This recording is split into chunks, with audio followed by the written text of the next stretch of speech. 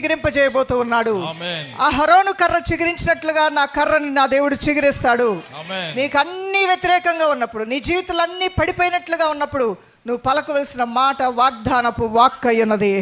పడిపోయిన వాడు అనుకోవాలి నేను తిరిగి లేస్తానని, అప్పుల పాలైన వాడు అనుకోవాలి దేవుడు నన్ను లేవనెత్తుతాడని, అనారోగ్యంతో ఉన్నవాడు అనుకోవాలి దీర్ఘాయుష్తో దేవుడు నన్ను తృప్తిపరుస్తాడని, మూయబడిన గర్భం కలిగిన వాళ్ళు అనుకోవాలి నా గర్భఫలాన్ని తెరుస్తాడు, సంతులేని నన్ను సంతానము కలిగిన బిడ్డల తల్లిగా నా దేవుడు నన్ను ఆశీర్వదిస్తాడని, వివాహం అవని వారు అనుకోవాలి ఏకాంగిగా ఉన్న నన్ను సంసారిగా నా దేవుడు చేస్తాడని చెప్పేసి, వృద్ధాప్యంలోకి వచ్చిన వాళ్ళు అనుకోవాలి వృద్ధాప్యంలో నా ఆరోగ్యాన్ని నా దేవుడు చిగురింపజేసి ఆయుష్ నాకు ఇచ్చి నాకు కావాల్సింది ఏది కొదువు లేకుండా సమృద్ధినిస్తాడని అనుకోవాలి.